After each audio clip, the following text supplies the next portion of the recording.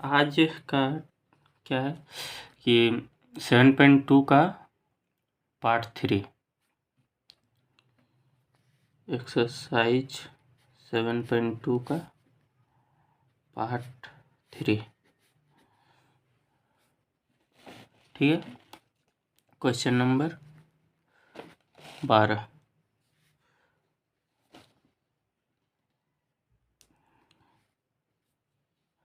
क्या है?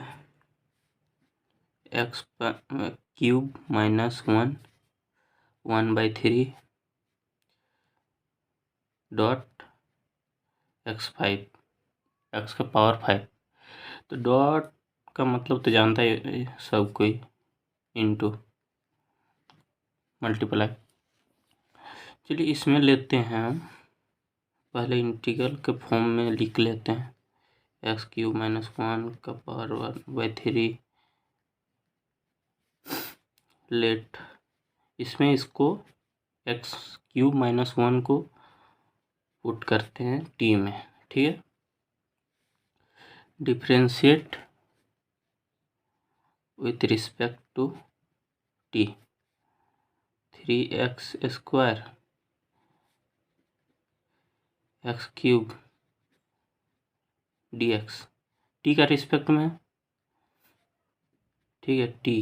टी का रिस्पेक्ट में हम पहले अलग अलग कर दे रहे हैं, माइनस d1/dt dt/dt।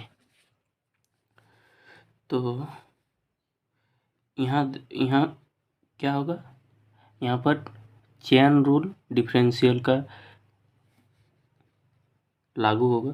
3x/t। यहाँ तो जानते हैं कांस्टेंट संख्या यदि डिफरेंशिएट होगा तो 0 होता है। सेम है, सिंपल 1। इसका क्या होगा, 3x² 3x/dt 1 3x² dx dt था। चलिए अब x² dx equal to dt/3 हो गया। अब इसको इक्वेशन 1 में पुट करते हैं। ठीक है। इंटीग्रल इतना वो क्या माने थे, t 1/3 x5 का यहाँ पर कर लेते हैं, एक्स क्यूब डॉट x² कर ही सकते हैं। तो x² एक्स क्यूब और x.x² dx होगा ना, तो इसका क्या निकला है, dt/3।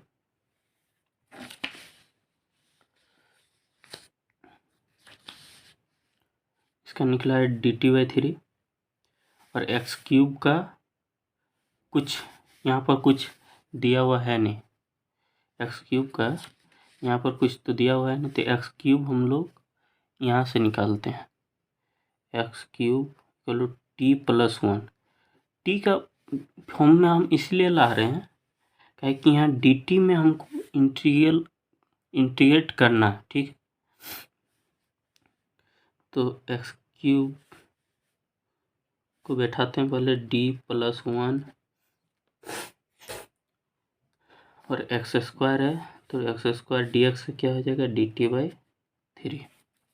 इसके बाद सिंपल से इंटीग्रल को बैठाते हैं, पहले इसको अंदर करते हैं।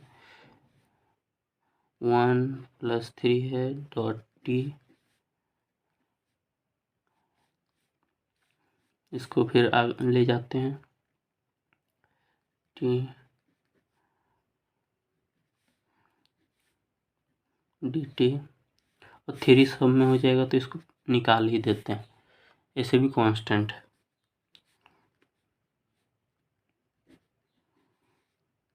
इसका कुछ नहीं तो 1 जुड़ जाएगा, 1/3 और 1, तो 1/3 + 1 क्या हो जाएगा, 4/3। इसको अब अलग अलग कर ही देते हैं।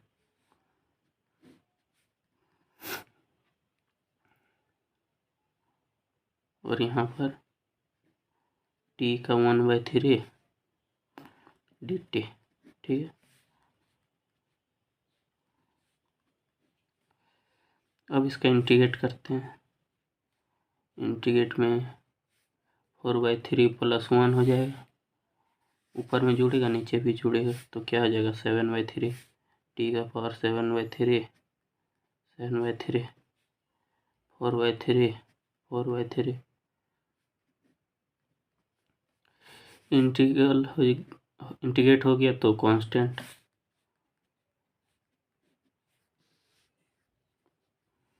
3 ऊपर जाएगा 3/7 टी 7/3 3/4 टी 4/3 कांस्टेंट। इसको यदि इधर अंदर घुसाते हैं तो 3 3 कट जाएगा, 1/7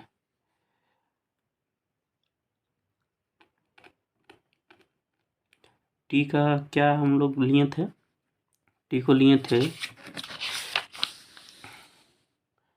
x³ - 1, तो यहाँ लेते हैं x³ - 1 7/3, यहाँ अंदर जाएगा, इस 1/3 अंदर जाएगा तो फिर कटेगा 3 3, तो 1/4 x³ - 1 टी का वैल्यू 4/3 + c, आगे आंसर। ठीक है, 12 नंबर कंप्लीट। अब 13 में आते हैं।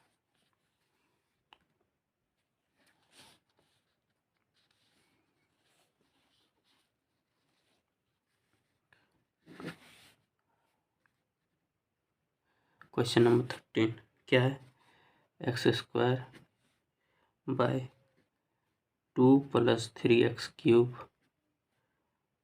/ a होल क्यूब। ठीक है,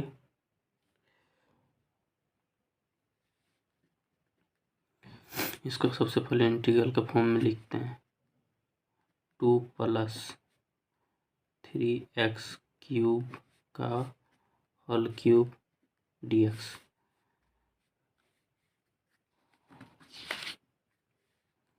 लेट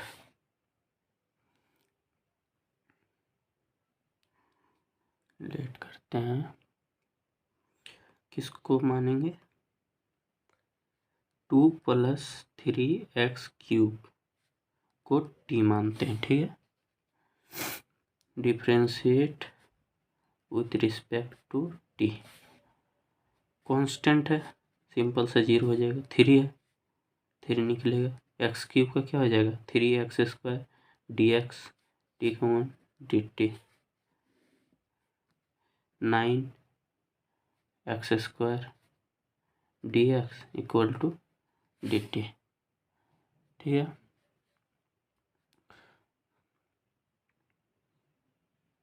अब 9 तो यहाँ पर देखो 9 किधर गया, हाँ यहाँ इंटीग्रल के फॉर्म में जो लिखे 9 तो कहीं है नहीं, तो 9 को x² dx को 9 को इधर भेज देते, इतना करने का जरूरत नहीं है, लेकिन होता है ना पहली बार समझने में दिक्कत होगा, इसलिए बना रहे। ऐसे जैसे जैसे बनाते रहेगा, जितना शॉर्ट बनेगा बनाते रहना। x² dx = dt/9।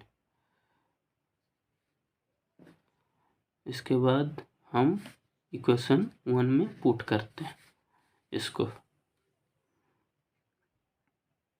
2 + 3x³ को क्या माने थे t का होल क्यूब, x² dx का क्या आया, कुछ नहीं तो x² dx का क्या आया dt/9, 1/9 को बाहर करते हैं dt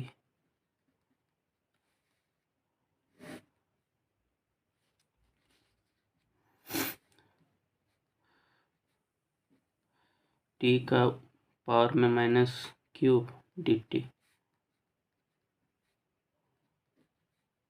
अब इंटीग्रेट करते हैं +c, -2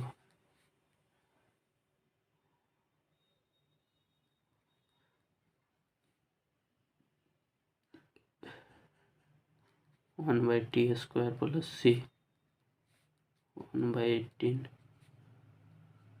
1/t²। t का क्या माने थे 2 +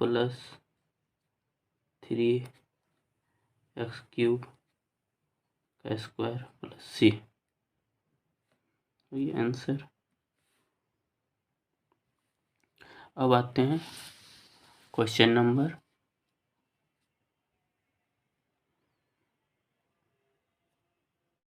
अब आते हैं क्वेश्चन नंबर 14 में 14। क्वेश्चन नंबर 14 क्या है 1/x log x का पावर में m। इसको सबसे पहले इंटीग्रल फॉर्म में लिखते हैं।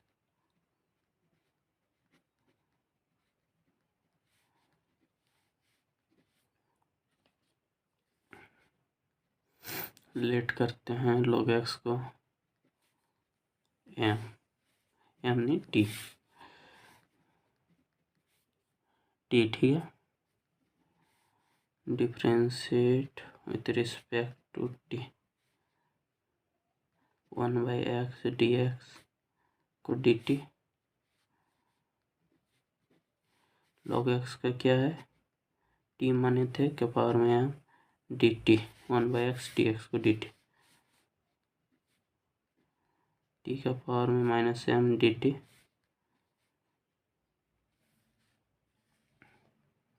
इसका इंटीग्रेट करने से -m + 1 -m + 1 कांस्टेंट। t को क्या माने थे log x 1 - m plus c, answer. अब आते क्वेश्चन नंबर 15 में।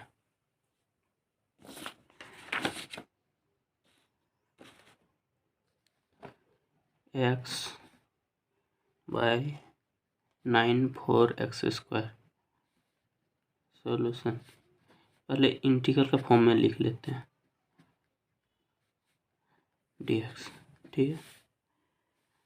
इसमें किसको पुट 9 नीचे वाला को लेट इसको t पुट करते हैं, ठीक है।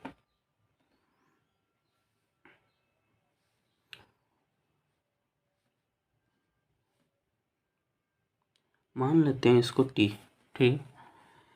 तो differentiate with respect to t, constant है 9 कांस्टेंट है तो क्या हो जाएगा 0, 4 निकल जाएगा 2x dx dt -8x dx equal to dt। 8 तो यहाँ पर कहीं है नहीं तो इसको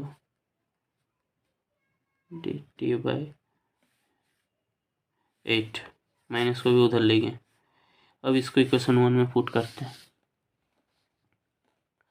ठीक है। इक्वेशन 1 में पुट करने से अब इसको क्या पूरा को पुट किए थे t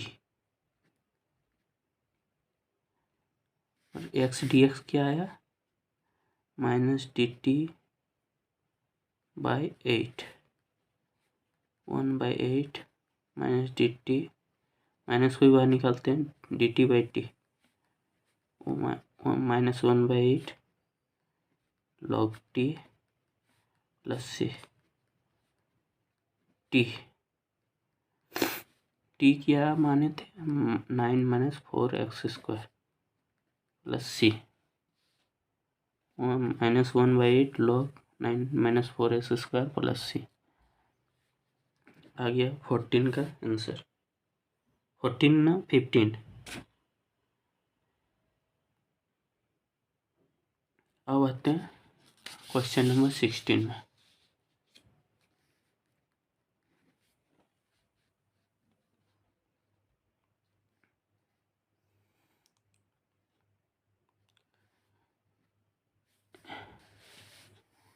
ई का पावर 2x प्लस 3। अब इसको पहले इंटीग्रल के फॉर्म में लिख लेते हैं। ई का power 2x plus 3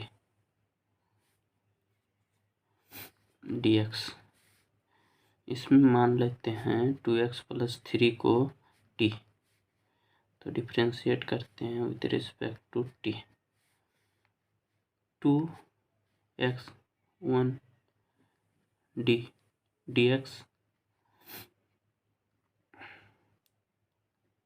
dt, 2 dx equal to dt। तो 2 तो यहाँ पर इंटीग्रल फॉर्म में कहीं है नहीं, dx equal to dt by 2।